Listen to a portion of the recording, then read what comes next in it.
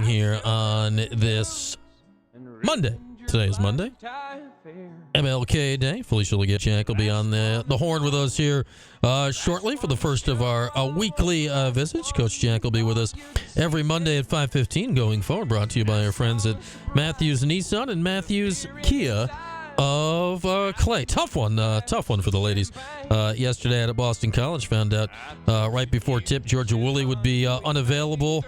And then BC took it to them. That was a 92-51 win for Boston College yesterday. They'll try to bounce back Thursday night versus NC State in a game at the Dome. So that is the most recent look here at the Orange women's basketball team. Of course, you can hear that game Thursday with Tim, with pregame at 5:45, and Coach Jack will be with Tim over at the Wegmans Burger Bar later tonight for the first Coach Jack show of the season. That's coming up 7 o'clock at the Wegmans in DeWitt, so be sure to go check that out as we welcome in the Orange women's basketball head coach, Felisha Legette-Jack, for the first time this year. Coach, thanks for hopping on. Appreciate the time.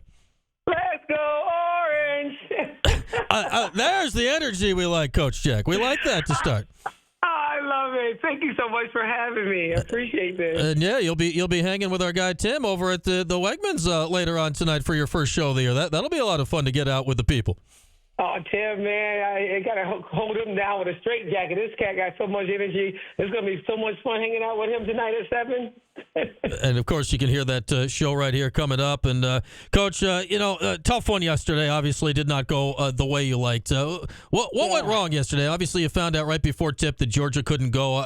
How tough was that to overcome yesterday? Well, that's a big pill to swallow. You know, she's our energy bunny. She's the one that gets us going, and to remove her from the equation isn't an easy thing to have to endure. But nevertheless, for them to beat us by as much as they did, it says a little bit about us not being ready to go. And unfortunately, that is the case. You can't, Boston College really owed us a couple because we got them twice last year, and I tried to tell them they were going to be ready to try to prove that they are relevant, and they did. They did a tremendous job. Their athletes ran around and did some great things, and we kind of stood around and watched. And it's a lot of things that is really taken on with our program right now. It's the fatigue stepped in for sure. We had a late game. We didn't play well, and now we snuggle back over here. And the next thing you know, we had to get on a bus and drive over to Boston, and on a short, early game as well. And so I'm giving you some excuses. I'm also being honest. I can handle all the stuff, and I'm gonna not take away the truth as well.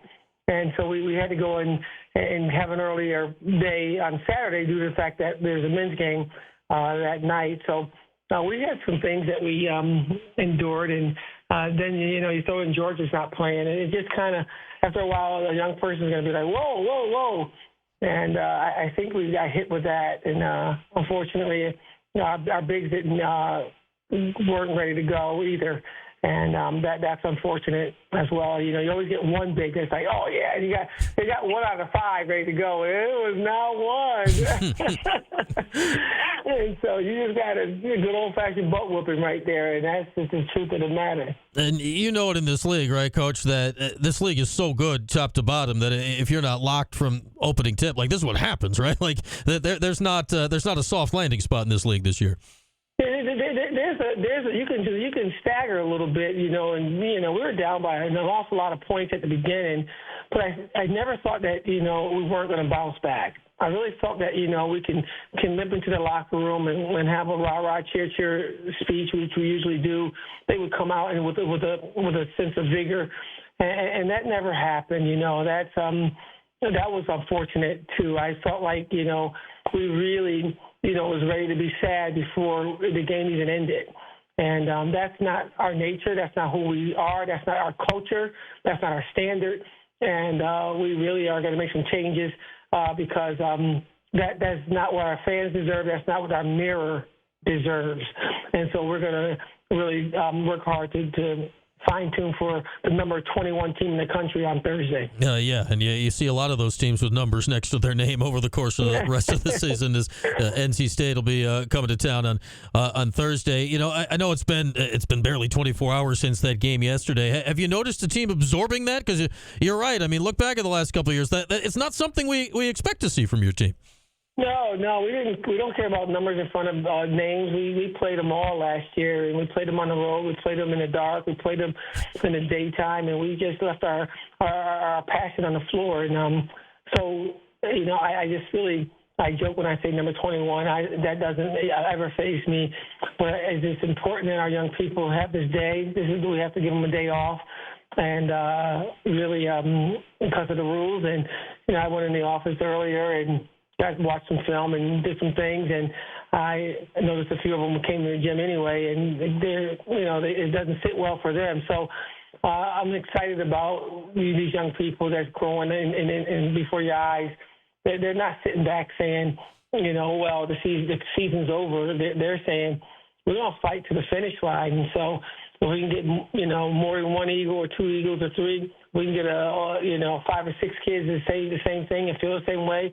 We can really do some damage later on throughout the season, for the rest of the season. So cautiously optimistic is what I am right now. Coach Jack with us, brought to you by Matthews Nissan, Matthews Kia of Clay. Are you hoping to have Georgia back out there on Thursday, or is it still too soon to know about that? Well, it's too soon, but, you know, more than likely she's going to find her way back out there. But I don't know how strong she'll be coming from the flu. Like, I never had the flu, so I don't know what your body go through, you know. But I know one thing about Georgia: if she can be out there, she's gonna be out there Thursday, warming up and ready to go. She goes when she can. She throws her body around out there. Yeah, she does. I saw she had a bit of a shiner going there too. I mean, she'll hit the deck on pretty much anything right when she's on the floor for you. I tell you, she's the toughest, one of the toughest kids I've ever coached. You know, for every pound that she has, she throws it out there and she said, "Bring it on, knock me down once. You got to do it 2 to 17 more times, because as long as there's time on the clock, I still believe that I have a chance to win." And that's one thing I loved about her at Buffalo. That's what I loved about her coming with us here at Syracuse. And I think that the community here realizes how tough she is as well. And I just. With Georgia Woolley on the court, you always have a chance to win. Yeah, she is not afraid to get into a scrum out there, that's for sure. A player, you mentioned all the bigs kind of struggled last time out, but one you got back a few games ago from injury was Kyra Wood, and she kind of reinserted herself quickly into playing well. How important was it to get her back in the lineup about a week ago, Coach? Well, it would be great to have a 1-2 punch, right? You know, and so we had that wonderful storm the last game, and they played well together, you know, Georgia and Kyra. Then we went out to Louisville, and we played well. We just didn't win the game at Louisville. And so it was really cool to see that the rhythm starting to happen. And here we are again, another one of our main events is out. And so Kyra Wood is really good. Georgia Woolley found her on multiple occasions to create that 18 and 10 that she scored versus Miami. And that competitiveness you saw for her when we were at Louisville. But, you know, this is a lesson we're supposed to learn. This is the lesson that God has presented to us. And we're going to stay wide open to all that's supposed to happen. But it does. That human side comes in. It's like, come on, just give them all of our bullets in the gun and give them a chance. You know, you want to scream that sometimes, but you just say, you know what? Just give me the vision to see. You know, let us dance in the rain. All right, you mentioned NC State, how they got the number next to the name. They'll be in your building on Thursday. You've started taking a look at them. What's the big test coming up on Thursday, Coach? Oh, they're going to be so athletic. They're going to run the floor. They're going to shoot the 3-ball. They're going to get inside. They get to that nail very well. And if you close out too hard, they know how to get to the lip and finish on the contact. And they'll play 4 guards and 1 big at a time. They like to go fast. They like to wiggle a little bit. They like to screen and roll it, screen and slip it. And their players play a lot of minutes. They're starting 5 play about 35 minutes each, and so, but they don't get tired. They sit back into their player to player defense, and but they just keep you in front. They know how to throw their hands up right when you're about to shoot. And so you feel like, you know what, they feel like you're relaxing. The next thing you know, like you're down 10 or it's a close game. And so love what Coach does. Coach is a Hall of Fame coach, and they got two really, really senior vet players that starts for them. And we got our hands full for sure. Yeah, Wes Moore's he's won a lot of games down there. He's won a lot of games down there in Raleigh. All right, Coach, that's Thursday night at 6, so we'll see you at the Dome then. Enjoy it tonight at Wegmans. Everybody go out and check out Coach Jack for her first show of the year at the Wegmans Burger Bar tonight in DeWitt. Well, thanks a lot, Felisha. We'll talk again next week, all right? I appreciate all you're doing. I appreciate this community, and stay with us. We're a young team trying to get older, and I promise you one thing, we don't have any quit in us, so keep Orange alive and keep us alive and keep us in your prayers. We like that. All right, Coach. Thanks a lot. We'll see you out there tonight. There she is. Felisha Legette-Jack. And again, 7 o'clock tonight. 7 o'clock tonight, Felisha will be with Tim Leonard at the Wegmans Burger Bar in DeWitt for their first show of the year, a show that if you're not there, you can hear right here on these airwaves. 6 o'clock on Thursday, all of those same people will be at the Dome for the game against NC State. You'll be able to hear Tim here, starting with Orange pregame at 5:45. And, of course, our weekly visit with Felisha Legette-Jack is brought to you by Nissan and Kia. Nissan and Matthews Kia of Clay. Got all that? Little women's hoops. Tough one yesterday. We'll see if they can bounce back on Thursday against NC State. Man, this league is good. Talking about with the men, how it's a little soft in the ACC this year. Yeah, not so much with the women. Not so much with the women. When they played Louisville last week, yeah, they've been in the Final Four recently. NC State Wednesday, yeah, they've been in the Final Four recently. Oh, Stanford's in the league now. Yeah, they only are one of the best teams in the country over the last 40 years. Yeah, there's a lot. And Notre Dame, they might just be the best team in the country. They're really good. They are really, really good. They're certainly the favorite in the ACC this year. All right, we'll talk to Felisha again next Monday at this time. With that, we'll take a break. We'll do a little 411. That is next here on Q Sports Talk and ESPN Radio.